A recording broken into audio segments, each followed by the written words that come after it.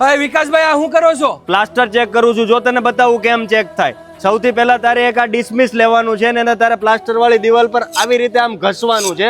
જો તારા તિખારા થવા જોઈએ. ત્યાર પછી તારે છે ને એક મજબૂત હથોડો લેવાનો છે અને એને દિવાલ પર આવી રીતે આમ પછાડવાનો છે. આ અવાજ તારો બોદો ન આવવો જોઈએ. જો તારો અવાજ બોદો આવશે તો આ પ્લાસ્ટર તારું મજબૂત નથી. હવે જોયું તે મારે અહીંયા તિખારા પણ થયા અને હથોડો મેં પછાડ્યો તો બોદો પણ ના બોલ્યો, એટલે આ પ્લાસ્ટર મારું મજબૂત છે. આટલું બધું મજબૂત પ્લાસ્ટર કઈ રીતે કર્યું? ભાઈ આ કોઈ નોર્મલ પ્લાસ્ટર નથી, આ કપ્પી રેડી પ્લાસ્ટનું રેડી મિક્સ પ્લાસ્ટર છે. એટલે હાલ તને ડાયરેક્ટ ફેક્ટરી જ લઈ જાવ. જો ભાઈ આ કપ્પી રેડી પ્લાસ્ટની ફેક્ટરી, આમાં તારે કાંઈ નથી કરવાનું. સિમ્પલ એની એક બેગમાં 6 થી 7 લીટર પાણી નાખવાનું છે અને મિક્સ કરીને પ્લાસ્ટર મારવાનું ચાલુ કરી દેવાનું છે. ફાયદાની વાત કરું ને તો આ પ્લાસ્ટર કરવાથી તારે લીકેજના બધા પ્રોબ્લેમ દૂર થઈ જાય, તિરાડો પડવાના પ્રોબ્લેમ નહીં આવે અને મજબૂતી એટલી કે વર્ષો સુધી આને કાંઈ નથી થવાનું. એટલે આ ફેક્ટરી જોરદાર છે, પ્લાસ્ટર એક નંબર ક્વોલિટી વાળું છે. હવે મારે ડીલરશીપ જોતી હોય તો?